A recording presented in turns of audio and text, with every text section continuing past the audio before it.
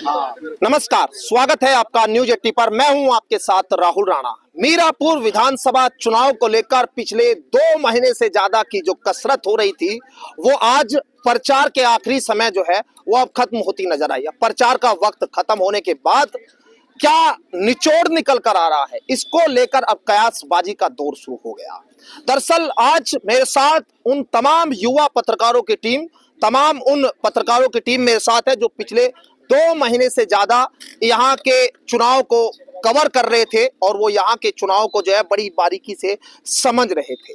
मीरापुर में क्या यहाँ राष्ट्रीय लोकदल और भारतीय जनता पार्टी की इस बार जीत हो सकती है?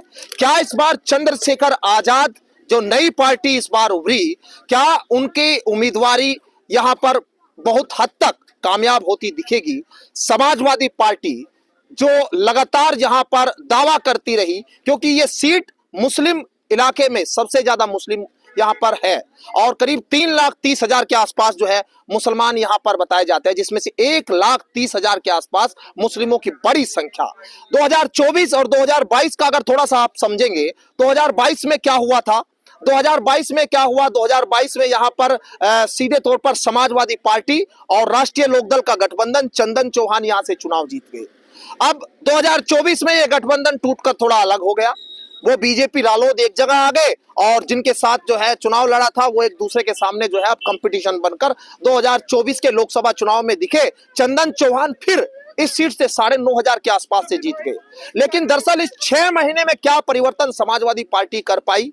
क्योंकि चुनाव क्या इस बार यहाँ आमने सामने का है या चुनाव में यहाँ पर तिकोनिया या 4 लोगों के बीच चुनाव दिखाई दे रहा है? कितना बंटवारा हुआ, खूब चर्चाएं हुई कि मुसलमानों के बीच बंटवारा हो रहा है, खूब चर्चा हुई कि यहाँ पर जो है किसान वर्ग नाराज है, खूब चर्चा हुई कि राष्ट्रीय लोकदल के प्रत्याशी जो यहाँ पर दावेदार जो यहाँ पर दिखाई दे रहे थे, मिथिलेश पाल के आने से काफी नाराजगी। लेकिन जाट समुदाय जो है वो जयंत चौधरी के साथ कितना चला गया? चलिए सीधे, मेरी बात आप रोज सुनते हैं, आज सीधे यहाँ पर सबसे पहले युवा पत्रकार के तौर पर आप थोड़ा सा अपना परिचय दे दीजिए और क्या आपने देखा 2 महीने में? मेरा नाम सचिन त्यागी है, मैं भारत समाचार का रिपोर्टर हूँ, मुजफ्फरनगर। मीरापुर चुनाव की अगर जमीनी हकीकत की हम बात करें तो यहाँ तिकोनिया मुकाबला होने के आसार दिखाई दे रहे हैं। तिकोनिया मुकाबला इसलिए है क्योंकि आरएलडी और समाजवादी पार्टी के बीच तो मुकाबला है, लेकिन इसके पश्चात जो आज़ाद समाज पार्टी का प्रत्याशी है वो भी यहाँ फाइट में काफ़ी अच्छी है। कारण क्योंकि उसे मुस्लिम भी वोट कर रहे हैं, उसे जाटव समाज भी वोट कर रहे हैं। जैसा कि हमने देखा, चंद्रशेखर आज़ाद ने पिछले दिनों अभी जाट सम्मेलन भी किया था और आज उन्होंने गुज्जर सम्मेलन भी मीरापुर सीट पर किया है। तो कहीं ना कहीं इस त्रिकोणीय चुनाव में नजरें असपा पर सभी क्षेत्र के लोगों की टिके हुई है, क्योंकि असपा के प्रदर्शन को लोग यहाँ देखना चाहते हैं कि असपा आखिरकार किस ओहदे पर यहाँ प्रदर्शन करने जा रही है। दूसरी ओर एएमआईएम प्रत्याशी है जो यहाँ से, उसके पर भी थोड़ी बहुत नज़रें गड़ी हुई है, क्योंकि उसकी नज़रें गड़ने वाली बीजेपी की लाजमी है, क्योंकि वो मुस्लिम चेहरा है ओवैसी और वो मुस्लिमों की बात करती है। आज भीड़ भी वहाँ उनकी जनसभा में काफ़ी अच्छी देखी गई। लेकिन ये स्पष्ट है कि असदुद्दीन ओवैसी तकरीबन इस मीरापुर विधानसभा सीट में 3 से 4 हज़ार वोट लेने में कामयाब रहेंगे मुसलमानों की। लेकिन दूसरी ओर जो आज़ाद समाज पार्टी के प्रत्याशी है उन्हें 36 बिरादरी की वोट मिलती हुई दिखाई दे रही है, क्योंकि एक वो सिंगल पर्सन, एक प्रत्याशी ऐसा है जो मीरापुर विधानसभा क्षेत्र का लोकल है। पिछली बार हमने देखा था कि यहाँ के लोगों का ये भी कहना था कि हम यहाँ प्रत्याशी लोकल चाहते हैं। जो बाहरी प्रत्याशी आते थे वो यहाँ सिर्फ चुनाव तक दिखाई देते थे, उसके बाद नहीं दिखाई देते थे। हालांकि चंदन चौहान यहाँ से पहले विधायक थे और अब सांसद है, उनका भी कई गाँवों में विरोध चल रहा है कि वो गाँव में नहीं आते हैं, चुनाव के बाद यहाँ हमारे नेता नहीं दिखाई देते हैं। तो अगर लोगों का रुझान असपा की ओर दिखाई दिया तो कहीं ना कहीं बीजेपी और प्लस जो आरएलडी का गठबंधन है उन्हें यहाँ नुकसान होता दिखाई देगा। चाहे समाजवादी पार्टी के प्रत्याशी हो, उन्हें भी यहाँ नुकसान होता दिखाई देगा। लेकिन अगर इससे परे जो जमीनी हकीकत लोगों की है, वो लोगों का साफ तौर से यही कहना है कि यहाँ चुनावी जंग सुम्बुल राणा जो समाजवादी पार्टी की प्रत्याशी है उनके बीच और जो दूसरी प्रत्याशी है आरएलडी की बीजेपी के गठबंधन से मिथिलेश पाल, उन दोनों के बीच मानी जा रही है। और लोकसभा चुनाव के दौरान भी देखा गया है कि समाजवादी पार्टी का जो प्रत्याशी था बिजनौर से, ये मीरापुर बिजनौर में लगती है, तो यहाँ से वो हार कर गए थे पुरकाजी और मीरापुर से वो हार कर गए थे। तो कहीं ना कहीं अब तक की स्थिति में तो यहाँ आरएलडी मजबूत दिखाई दे रही है, लेकिन वो आने वाला वक्त बताएगा। 23 तारीख को मतदाता 20 को अपने मत का प्रयोग करेंगे और 23 को इसका परिणाम होगा। लेकिन अब तक की जमीनी हकीकत तो यही है कि मिथिलेश पाल यहाँ मजबूत कंडीशन में दिखाई दे रही है।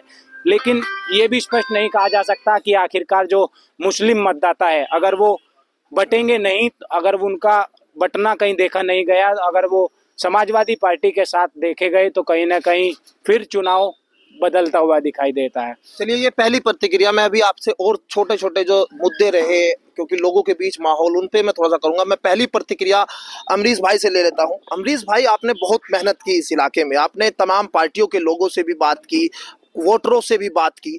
लोगों के अंदर पहली आपको आज के समय में, मतदान का समय खत्म, मतलब आखिरी प्रचार का समय खत्म हो चुका, अब आप क्या देख रहे हैं? मैं देख रहा हूँ कि यहाँ अभी भी लोग कोई एक साफ तस्वीर हमें मीरापुर विधानसभा सीट पर नहीं दिख रही। अभी भी बहुत सारे फैक्टर है जो कि इस चुनाव में काम करेंगे। ओवैसी साहब को लोग कितना पसंद करेंगे, कितना नहीं करेंगे। ओवैसी साहब के प्रत्याशी तो शायद लोगों के बीच में उतना नहीं जा पाए, लेकिन ओवैसी साहब की सभा में आज जो भीड़ उमड़ी है वो वोट में नहीं बदलेगी, क्योंकि वो इस विधानसभा क्षेत्र में जितनी भी जनसभाएं हुई, मैं उस जनसभा में नहीं गया, लेकिन आपने जो पत्रकार साथी है उनसे मुझे जो पता चला कि किसी भी रैली से उस भीड़ में उस रैली में भीड़ कम नहीं थी। तो ओवैसी साहब को नकारना इस चुनाव में मुश्किल होगा, लेकिन ओवैसी साहब का कैंडिडेट जीत तो रहा नहीं, हार की भूमिका जरूर वो तैयार कर देगा। और इस इलाके में जैसा मुस्लिम वोटरों में हमारी बात हुई, तो ओवैसी साहब के प्रति एक भावना है, और कहीं ना कहीं कुछ वोटरों पर तो ये भी असर है कि साहब चंद्रशेखर और ओवैसी साथ आ जाए तो यूपी में तस्वीर बदल जाएगी। लोगों के अंदर एक जज्बा खुद ब खुद है, खासतौर पर मुस्लिम वोटरों में, कि ओवैसी साहब को इतनी ताकत दे दी जा ताकि अगला जो 2027 का चुनाव हो उसमें ओवैसी साहब किसी ना किसी गठबंधन में यहाँ दिखाई दे। ये भी जज्बा मुस्लिम वोटरों में यहाँ है। हिंदू वोटरों में कितना बंटवारा होगा उस पर यह चुनाव निर्भर करेगा। चंद्रशेखर आजाद यहाँ एक बड़ा चेहरा तो उन्होंने कोई चुनाव मैदान में उतारा, एक साधारण शख्स को उन्होंने चुनाव मैदान में उतारा, जाहिद हुसैन को, लेकिन जोजा समाज जिस तरीके से उनके पक्ष में खड़ा हुआ, यहाँ बड़ी पंचायत भी हुई, हजारों लोगों ने हाथ उठाकर उनका समर्थन भी किया। उस पंचायत का कितना असर होगा वो परसों जब वोट पड़ेगी तो पता चलेगा, और तभी इस स्थिति स्पष्ट होगी कि मुस्लिम वोटरों में कितना बड़ा बंटवारा हो रहा है। दूसरी तरफ है भारतीय जनता पार्टी और आरएलडी गठबंधन से मिथिलेश पाल चुनाव मैदान में उतरी हैं। बड़ी चिंता उन लोगों की है, चाहे आरएलडी के नेता हो चाहे बीजेपी की नेता हो, वोटिंग परसेंट की। सब लोगों का गणित यही है कि अगर वोटिंग परसेंट डाउन रही तो मिथिलेश पाल को हार का सामना तक भी करना पड़ सकता है। हालांकि मैन फाइट में मिथिलेश पाल है, जिसका भी मुकाबला होगा मिथिलेश पाल से होगा। और फिलहाल की तस्वीर यही कह रही है कि समाजवादी पार्टी और मिथिलेश पाल के बीच में सीधा मुकाबला होगा, लेकिन अगर जोजे समाज की वो पंचायत का ऐलान जमीन पर उतर गया तो जाहिद हुसैन बड़ा फैक्टर बनकर यहाँ उभर सकते हैं। तो यानी आपने दो बात जिक्र की, एक तो आजाद समाज पार्टी और दूसरा असदुद्दीन ओवैसी के। ठीक है, मैं पहली प्रतिक्रिया एक बार अमित भाई से भी ले लेता हूँ, थोड़ा थोड़ा सबको वक्त मिलेगा। अमित भाई, थोड़ा सा आप हमारे दर्शकों को बताइए, आपने मतलब एक लंबा संघर्ष मीडिया में किया है, थोड़ा सा आप अपना परिचय के तौर पर बताइए, फिर आगे हम माहौल पे बात करें। भाई परिचय तो यही है कि मैं एक जर्नलिस्ट हूँ, पत्रकार हूँ, और तकरीबन 20 साल हो चुके हैं। अब बात करते हैं मीरापुर विधानसभा। तो शायद आप नहीं जानते, लेकिन मैंने इस उपचुनाव में जमीनी तौर पर काम किया है, मतलब गांव टू गांव। उसके अलावा मैन टू मैन हम लोगों से मिले। मेरा निष्कर्ष अभी तक का ये है कि सबसे बड़ा जो फैक्टर है इस चुनाव में वो मुस्लिम वोटर्स का बंटवारा है। अगर मुस्लिम वोटर्स का बंटवारा हुआ तो निश्चित तौर पर एनडीए को फायदा मिलेगा। और बंटवारा कैसे? देखिए, 4 कैंडिडेट है मुस्लिमों में, लेकिन 4 में से मेन कैंडिडेट आप सबसे ऊपर मान लीजिए आप शंभुल राणा, दूसरे नंबर पे आप चाहे असपा को मान लीजिए या AIMIM के कैंडिडेट अरशद राणा को मान लीजिए। अरशद राणा कैंडिडेट भले ही हो, लेकिन जो मुस्लिम युवाओं के अंदर ओवैसी को लेके हमने जो क्रेज देखा है ना, मतलब अब दीवानगी उसको कह सकते हैं। हम ककरौली में हमने 2-3 सभाएं की, 2-3 बार हम वहां गए, तो जो कुरैशी समाज है, मतलब बच्चे से लेके बूढ़े तक केवल ओवैसी। उसके पीछे सबसे बड़ा जो रीजन उन्होंने बताया, वो बताया उन्होंने अखिलेश यादव से अपनी नाराजगी, कि वो अगर इनकाउंटर में कोई यादव मर जाता है, पुलिस मार देती उसको, तो वो उसको एक मजबूत आवाज उठाते हैं उसके लिए। लेकिन अगर मुस्लिम का किसी का इनकाउंटर होता है, तमाम घुटनों में गोली मार रही है यूपी पुलिस, लेकिन उसके लिए कोई आवाज नहीं उठाता। तो इस बार हम एक जमीन तैयार कर रहे हैं ओबीसी के लिए यूपी में। वो मानते हैं इस चीज को कि हमारा कैंडिडेट जीत नहीं रहा है, लेकिन हम उसको इस तरीके से तैयार कर देंगे कि 2027 में हमें किसी की जरूरत ही ना पड़े कि हम उसको इतना मजबूत कर दें।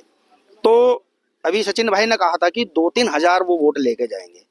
मुझे नहीं लगता, मुझे लगता है कि 10-15 प्लस वो लेके जाएगा। अगर 10-15 प्लस वो लेके गए, आप कैलकुलेशन समझिए राहुल भाई, आपको पता है कि इस कॉन्स्टिट्यूंसी में 3,32,000-30,000 के आसपास मतदाता है। सबसे ज्यादा 1,30,32,000 के आसपास मुस्लिम है, जिसमें से आपका 52,000 झोज्जा है। झोज्जे के हो गए 2 कैंडिडेट, एक बसपा से एक बसपा से। बसपा इस वक्त खत्म है। तो अगर झोज्जा बिरादरी का भाई 50% आप मान के चलिए, 50-55% तक का मुश्किल रहेगा जो आपका वोट परसेंटेज है। अगर झोज्जा बिरादरी सारा कट के 80-70% भी असपा पे चला गया, प्लस दलित उस पे आ गया, तो असपा प्लस में हो गई, तो ये किसका घटा?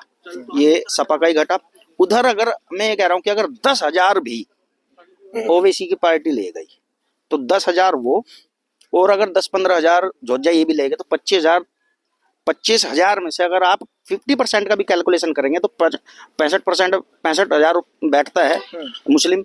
और मुस्लिम का अगर 25,000 आप माइनस कर देंगे तो कादिर राणा पे क्या बचा, शंभू राणा पे क्या बचा। अब आते हैं हम हिंदू प्रत्याशी, मिथिलेश पाल, एनडीए प्रत्याशी। अभी तक हमने 2 बिरादरियों में बहुत नाराजगी देखी। एक तो गुज्जर समाज, दूसरा सैनी समाज। सैनी समाज क्यों नाराज था कि राजपाल सैनी को टिकट नहीं मिला, कि अगर राजपाल सैनी को टिकट मिलता तो ये 11 बजे जीत जाता, जो उनका दावा है।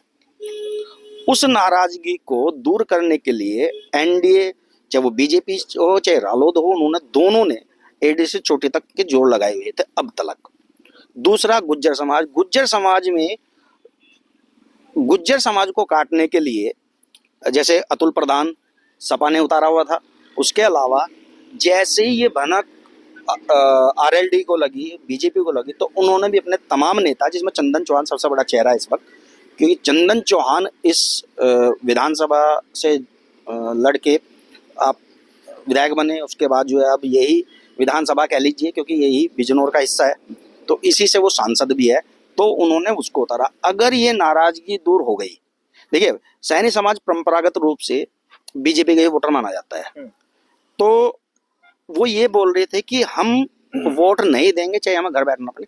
अगर वो मान गए और कटे नहीं, तो शंभुल राणा, सॉरी, मिथिलेश पाल प्लस में है अभी तक के, जो मेरा जो विश्लेषण है।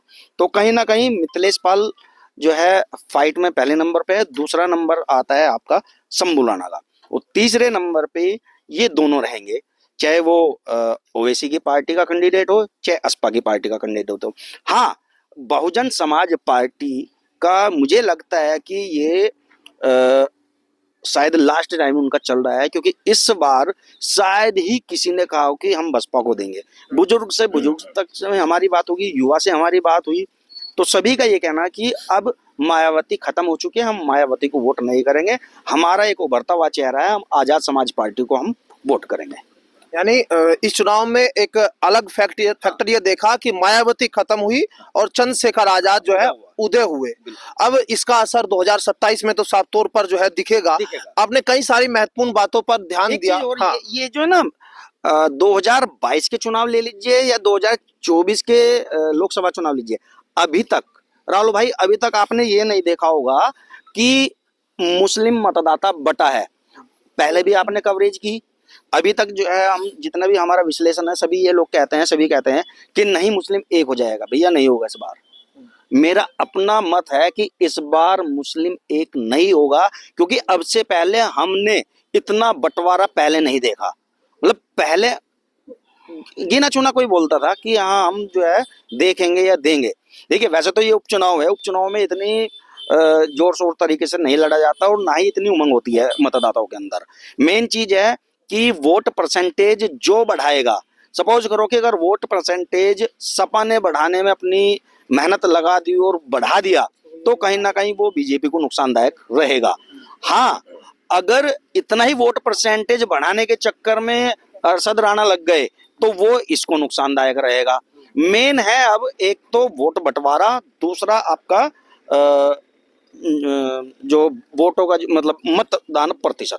अगर मतदान प्रतिशत बढ़ा तो निश्चित तौर पर उसी को नुकसान होगा। जैसे अगर आपका संबुल राणा ने वोट परसेंटेज अपना बनाए रखा, बढ़ाया, तो वो बीजेपी को नुकसान होगा। अगर अरशद राणा या असपा ने अपना वोट परसेंटेज बढ़ाया तो वो सपा के लिए नुकसानदायक है। तो कहीं ना कहीं अभी तक का जो मेरा जो विश्लेषण है वो ये है कि आज अभी तक अगर अब चुनाव हो जाए तो एनडीए का प्रत्याशी जीता हुआ है। ये देखिए महत्वपूर्ण बिंदु है जिस पर चुनाव टिका हुआ है। अमित भाई ने बहुत सारी अच्छी बातें इसमें ये सीधे तौर पर बताई, समझने वाले समझ भी रहे हैं। आखिर चुनाव का जो रुख है वो बहुत कठिन है और बंटवारा और मुसलमानों के ऊपर और आजाद समाज पार्टी का प्रत्याशी कितना जो है वो यहाँ प्रभाव छोड़ पाएगा, ये तमाम चीजें यहाँ पर है। खैर एक छोटा छोटा सा आखिरी सवाल रह गया था। सचिन भाई आप थोड़ा सा इधर आ जाइए, एक आखिरी सवाल मेरा आपसे रह गया था बात होते होते। ठीक है, शुक्रिया अमित भाई। ये रह गया था सवाल मेरा कि आप इस चुनाव में दरअसल हमने देखा कि 2027 की बहुत जिक्र हुआ। आपको लग रहा है गन्ना विकास ये चुनाव में कहीं दिखा या फिर जाति या धर्म या फिर वर्चस्व की आपको लड़ाई कैसे आपको दिखा इस चुनाव में? देखिए ये बात तो स्पष्ट है कि उपचुनाव में कहीं भी जमीनी मुद्दों का जिक्र नहीं हुआ। अगर इस उपचुनाव में जिक्र हुआ है तो सिर्फ बयानबाजियों का हुआ है या फिर जो ये नारे चल रहे हैं उनका जिक्र हुआ है। आज एएमआईएम के पार्टी के जो राष्ट्रीय अध्यक्ष है वो भी एक नया नारा यहाँ से देकर गए हैं। पिछले दिनों पीडीए की फुल फॉर्म जयंत चौधरी ने भी यहाँ उपचुनाव में बताई थी कि पीडीए की फुल फॉर्म ये है। तो जमीनी मुद्दे किसी भी पार्टी के नेता ने यहाँ आकर जमीनी मुद्दों पर कोई बात नहीं की। हालांकि आज अखिलेश यादव आए थे, उन्होंने भी कहा है कि किसानों को के साथ हम लोगों को 300 यूनिट जो बिजली है वो फ्री देंगे और बिजली अधिक बढ़ाने का काम करेंगे अगर 27 में हमारी सरकार आती है। उपचुनाव तो सिर्फ एक बहाना है। सबको पता है कि अधिकतर जब उपचुनाव होते हैं वो सत्ता के होते हैं, लेकिन इसके परे सभी पार्टियां के जो प्रत्याशी है या जो राष्ट्रीय अध्यक्ष है वो आने वाले 2027 की का जो रोड मैप है वो तैयार कर रहे हैं और उनकी कवायद यही है कि किस तरह से 2027 में जमीन पर चुनाव लड़ा जाए। और यही कारण है कि जो उपचुनाव में भी राष्ट्रीय पार्टी के राष्ट्रीय अध्यक्ष लगातार एक नहीं बल्कि कई बार यहाँ चुनाव प्रचार करते हुए दिखाई दे रहे हैं। जी चलिए सचिन बहुत शुक्रिया, आपको भी जाना है, रात हो गई। बस एक आखिरी सवाल अमरीश भाई लास्ट में, क्योंकि दो सवाल सबसे मैंने लिए, सबकी बात पूरी निचोड़ के कैसे निकालने की कोशिश की। दरअसल देखिए अखिलेश यादव का हेलीकॉप्टर 2 दिन पहले उतरना था, वो रोका, आरोप लगा कि ये साजिश हो गई। अब आज भी जो है आखिरी मौके पर 4:30 बजे के आसपास जो है वो पहुंचे। इसका आपको कितना प्रभाव मुसलमानों में दिखता है? क्योंकि कुछ लोग नाराज भी हो गए थे, देखा आपने भी रिपोर्ट की थी इस पे। नहीं, नाराज हुए लोग, और आज भी 4 जगह जो मेरी जानकारी में था अखिलेश यादव जी का बढ़िया प्रोग्राम होना था, लोग इंतजार में थे, आखिरी टाइम पे वो आए। और परसों की सभा के बाद तो समाजवादी पार्टी के नेताओं ने सारा ठीकरा सत्ता के मत्थे फोड़ दिया था। आज अखिलेश यादव ने खुद स्थिति स्पष्ट की कि मौसम की वजह से वो परसों नहीं आ पाए। आज भी मौसम का ही उन्होंने हवाला दिया। तो कहीं ना कहीं आदमी घंटों इंतजार करता है, लोग भूखे प्यासे बैठे रहते हैं, तो नाराजगी तो बनती है, लेकिन वो नाराजगी क्या वोटों के जरिए भी जाहिर होगी, ये तो देखने वाली बात होगी। और फिलहाल आज के लिए तो फिलहाल समाजवादी पार्टी के चुनाव की बैटरी चार्ज कर गए अखिलेश यादव, लेकिन मुस्लिम वोटरों के मन में चूंकि बहुत सारी चीजें हैं, बहुत सारे मुद्दे हैं, बहुत सारी उथल पुथल है, वो उथल पुथल वोटों में किस तरीके से जाहिर होगी वो तो परसों जब वोट डालेंगे लोग तब पता चलेगा, और या 23 में ईवीएम खुलेगी तो चीजें सामने आएंगी। चलिए, बहुत शुक्रिया अमरीश भाई। और आप लगातार जो है 2 महीने से ज्यादा हो गया हमें यहाँ की कवरेज करते हुए, और जितनी बातें यहाँ निकल कर आई इस चुनाव में सीधे यही मुद्दे थे भाई। आरोप प्रत्यारोप की राजनीति खूब हर चुनाव में देखी जाती है और इस उपचुनाव में भी देखी गई। उत्तर प्रदेश में 9 सीटों में से मीरापुर की एक ऐसी सीट जो सबसे हॉट सीट और सबसे ज्यादा सियासी चर्चा इस सीट पर। 4:30 बजे आखिरी वक्त पर अखिलेश यादव यहां जब पहुंचे तो एक जोश समाजवादी पार्टी के नेताओं में था। यह जोश उस मायूसी के बाद भी था जो मायूसी 2 दिन से समाजवादी पार्टी के नेताओं के बीच थी। अब निर्भरता है बंटवारे में, कितनी बंटवारा मुसलमानों के बीच होता है, कितने ओवैसी साहब के प्रत्याशी चुनाव लेते हैं, वोट लेते हैं, और कितना जो है यहाँ आजाद समाज पार्टी के जो प्रत्याशी है वो कितना वोट लेते हैं। लेकिन चुनाव सीधे तौर पर ये कहा जा रहा है कि समाजवादी पार्टी और एनडीए गठबंधन के बीच यहां पर अब फंसा हुआ है। लेकिन क्या कोई चमत्कार, क्या करिश्मा होगा, ये तो 23 तारीख में साफ होगा। मेरे सहयोगी गौरव चौटाला के साथ मैं राहुल राणा, न्यूज 18 मीरापुर विधानसभा सीट।